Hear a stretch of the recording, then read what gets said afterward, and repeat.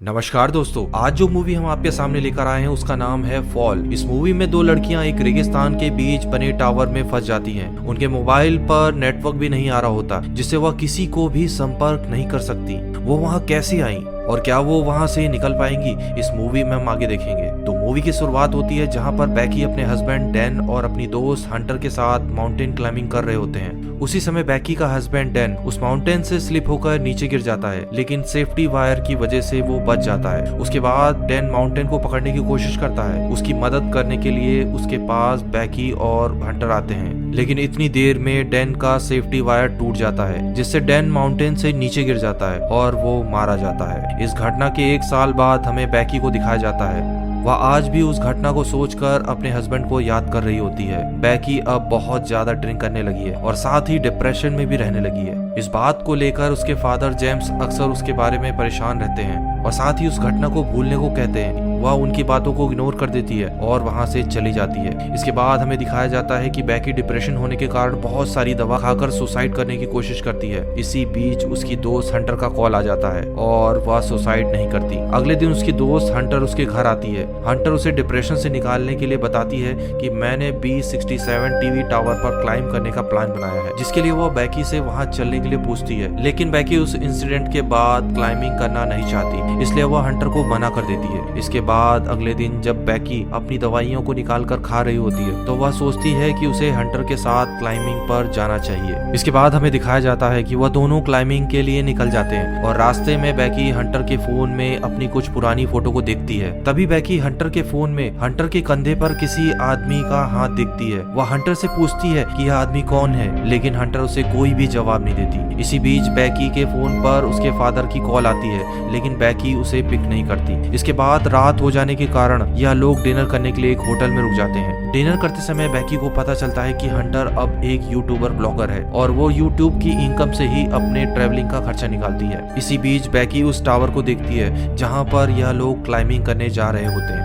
Hunter उसे बताती है कि ये यूनाइटेड स्टेट का चौथा सबसे ऊंचा टीवी टावर है और अगले दिन यह दोनों दोबारा से अपने सफर की शुरुआत करते हैं। और यहाँ पर हंटर ब्लॉगिंग वीडियो शूट करना स्टार्ट कर देती है, जिसमें वह लोगों को बता रही होती है कि वह अपने दोस्त के साथ यूनाइटेड स्टेट के सबसे ऊंचे टीवी टावर पर क्लाइंबिंग करने जा रही है। इसके बाद यह लोग अपनी डेस्टिनेशन पर पहुंच जाते हैं, लेकिन वहाँ उन्हें एक दरवाजा मिलता है जो कि बंद होता है, उसके ऊपर ताला लगा होता है। इसके बाद यह लोग वहाँ से पैदल चलना शुरू कर देते हैं। यह जगह बहुत ही वीराना होती है और दूर दूर तक उन्हें कोई भी दिखाई नहीं दे रहा होता है। और कुछ ही देर बाद यह लोग उस टावर के पास पहुंच जाते हैं। इस टावर को देखकर बैकी बहुत घबरा जाती है और वो हंटर से कहती है कि वह ये नहीं कर पाएगी, क्योंकि अभी भी वह उस इंसिडेंट को दिमाग से नहीं भुला पाई होती है जिसमें उसके हस्बैंड की मौत हुई होती है। लेकिन इसके बाद हंटर उसे समझाती है और उसके कमर पर सेफ्टी वायर बांधकर ऊपर चढ़ना शुरू कर देती है, क्योंकि यह टावर बहुत पुराना होने के साथ साथ कमजोर भी हो गया था, जिस वजह से इसके स्क्रू भी ढीले हो गए होते हैं। यह लोग काफी ऊपर तक क्लाइंब कर चुके होते हैं। तभी बैकी के हाथ से सीढ़ी का एक हिस्सा टूटकर नीचे गिर जाता है, जिससे बैकी बहुत ज्यादा डर जाती है, लेकिन वह हिम्मत करके ऊपर चढ़ना शुरू कर देती है। और कुछ ही देर बाद यह लोग 1000 फीट ऊपर तक क्लाइंब कर लेते हैं, जहां इन्हें पूरा शहर बहुत छोटा दिखाई देता है। इसके बाद यह लोग कुछ देर आराम करते हैं और पानी पीने के बाद फिर से क्लाइंबिंग करना स्टार्ट कर देते हैं। इसके बाद ये लोग 1800 फीट तक पहुंच जाते हैं और यह लोग अपनी मंजिल तक पहुंचने के लिए सिर्फ 200 फीट दूर रह गए होते हैं। इसके बाद बैकी को वहां पर डर लगने लगता है, क्योंकि वहां पर हवा बहुत तेज चल रही होती है और सीढ़ियां भी उस वजह से हिल रही होती हैं। वो कहती है कि अब हमें नीचे चले जाना चाहिए। हंटर उससे कहती है अब हमें इतनी ऊपर आकर हार नहीं मानना चाहिए। जिसके बाद वह दोबारा से ऊपर की ओर चढ़ना शुरू कर देती है और इसके ऊपर जाने के बाद वहां पर उनकी सुरक्षा के लिए कोई भी विकल्प नहीं होता। वह केवल सीढ़ियों की सहायता से ऊपर चढ़ रहे होते हैं और तेज हवा के दबाव के कारण वहां पर क्लाइंबिंग करना बहुत ही मुश्किल था। जिसके बाद बैकी बहुत ज्यादा डर जाती है और हमें यहाँ पे दिखाया जाता है कि उस टावर की सीढ़ियों का स्क्रू निकल जाता है, लेकिन इस बात का इन दोनों को पता नहीं चलता और फाइनली यह लोग उस टावर के टॉप पर पहुंच जाते हैं। जिसके बाद हंटर वहां पर ब्लॉग के लिए वीडियो शूट करना शुरू कर देती है और ड्रोन की सहायता से उस टावर पर एक हाथ से क्लाइंब करके वीडियो शूट करती है। और यहाँ पर हंटर बैकी को भी यही स्टंट करने को कहती है। बैकी उसे मना कर देती है, लेकिन हंटर के काफी मनाने के बाद बैकी भी मान जाती है और हंटर का हाथ पकड़कर उस टावर पर एक हाथ से क्लाइंब करती है और इसके बाद बैकी ऊपर आ जाती है। बैकी अपने हस्बैंड की अस्थियों को लेकर यहाँ पर आई होती है, जिसे वह उस हवा में उड़ा देती है और यहाँ हंटर बैकी को देखकर काफी इमोशनल हो जाती है। इसके बाद ये लोग डिसाइड करते हैं कि अब इन्हें नीचे जाना चाहिए और बैकी बैकी नीचे की तरफ उतरना शुरू करती है। लेकिन जैसे ही बैकी का पहला पैर उस सीढ़ी पे पड़ता है, वह सीढ़ी टूट कर नीचे गिर जाती है और सीढ़ी के साथ बैकी भी नीचे गिरने लगती है। तभी हंटर उसे रस्सियों की सहायता से किसी तरह ऊपर खींच लेती है। उसके बाद बैकी बहुत ज्यादा डर जाती है और रोने लगती है।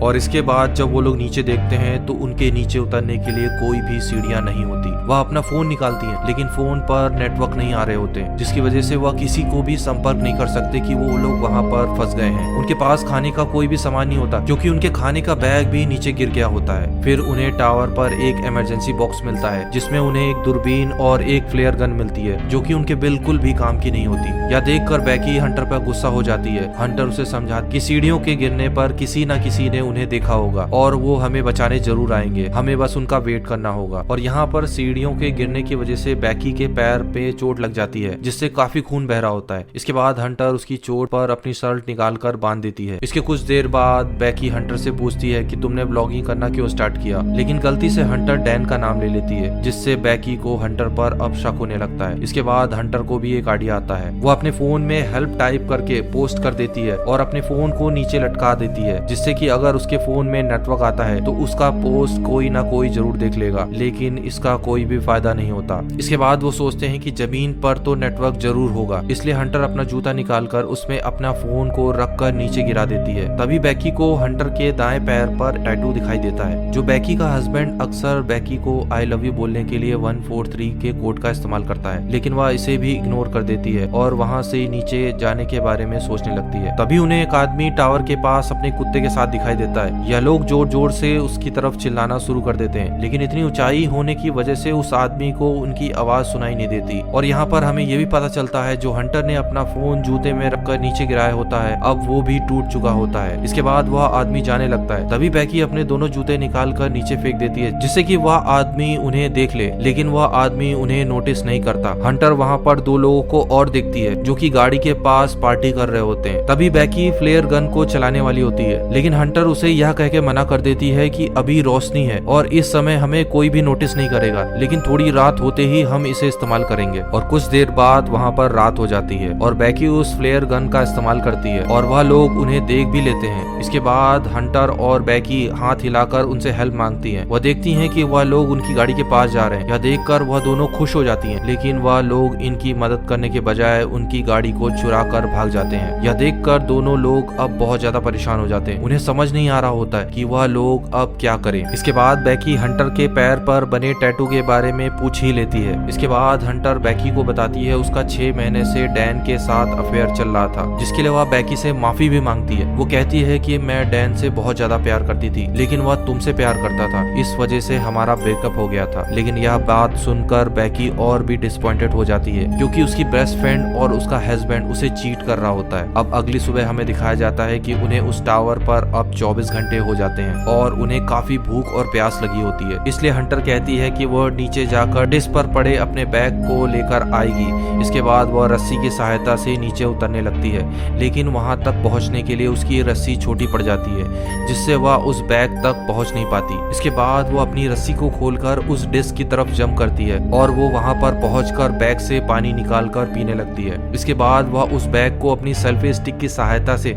उस रस्सी में फंसा देती है और खुद भी उस रस्सी को कूदकर पकड़ लेती है और अब बैकी उसे ऊपर खींचने लगती है। तभी बैकी का हाथ उस रस्सी से छूट जाता है और हंटर नीचे गिर जाती है, जिससे बैकी काफी घबरा जाती है। वह अपने हस्बैंड के इंसिडेंट को याद करने लगती है और अब वह हंटर को खोना नहीं चाहती। इसके बाद वह डर कर नीचे देखती है तो हंटर उसे रस्सी पर लटकी हुई दिखाई देती है।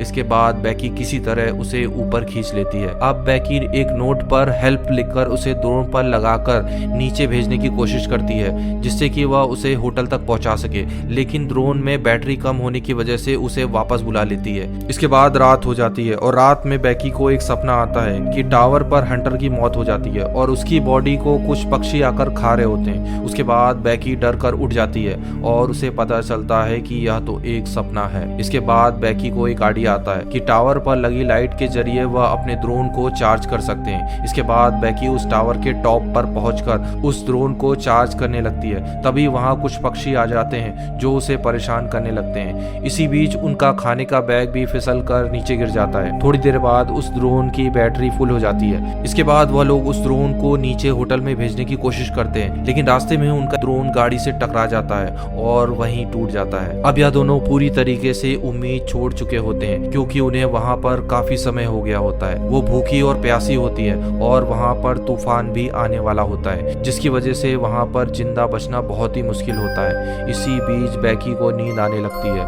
और वह सोने की कोशिश करती है क्योंकि अगर वो वहां पर सोएगी तो वहां पक्षी आकर उस पर हमला कर देंगे। अब बैकी हंटर से उसका दूसरा जूता मांगती है ताकि वो अपना फोन भी नीचे फेंक सके, लेकिन हंटर कहती है कि मेरा दूसरा जूता तो कब से नीचे गिरा हुआ है। दरअसल हंटर जब उस डिस्क पर कूदी थी, उस डिस्क पर कूदने के समय ही हंटर की मौत हो गई होती है। उसके बाद से बैकी वहां पर अकेली ही सरवाइव कर रही होती है। बैकी इतने टाइम से हंटर को केवल इमेजिन कर रही होती है। इसके बाद बैकी अपने फोन में अपने फादर के लिए एक वीडियो शूट करती है। वह कहती है कि वो घर आना चाहती है, लेकिन शायद अब वह घर नहीं आ पाएगी। दूसरी तरफ हमें बैकी के फादर को दिखाया जाता है जो अपनी बेटी को लेकर बहुत ज्यादा परेशान होते हैं। अगले दिन जब बैकी सो रही होती है तो वहां एक पक्षी आकर उसके पैर पर लगी चोट के मांस को खाने लगता है। क्योंकि बैकी को भी बहुत भूख लगी होती है, इसलिए वह उस पक्षी को मारकर उसे खाने लगती है और रस्सी की सहायता से नीचे डिस्क पर उतर जाती है जहां पर हंटर की डेड बॉडी पड़ी होती है। वह अपने फादर को एक मैसेज टाइप करती है कि वह इस टावर पर फंसी हुई है और अपने फोन को हंटर के जूते में रखकर उस जूते को हंटर की डेड बॉडी के अंदर डालकर डेड बॉडी को नीचे फेंक देती है। और फिर बैकी के फादर को बैकी का वो मैसेज मिलता है और बैकी के फादर पुलिस को तुरंत इन्फॉर्म कर देते हैं ताकि वो वहां पर पहुंच सके जहां पर बैकी फंसी होती है। लेकिन जैसे ही बैकी के फादर वहां पहुंचते हैं तो वो देखते हैं कि वहां पर पुलिस द्वारा एक डेड बॉडी को कवर किया जा रहा होता है। यह देखकर वो बहुत ज्यादा दुखी हो जाते हैं, लेकिन तभी उन्हें बैकी की आवाज सुनाई देती है और वह दौड़कर अपने फादर के गले लग जाती है। और इसी के साथ यहाँ पर मूवी समाप्त होती है। यह मूवी बहुत ही एडवेंचरस है। यह मूवी आपको एक बार जरूर देखनी चाहिए। साथ ही ये मूवी आपको कैसी लगी हमें कमेंट बॉक्स पे जरूर बताएं।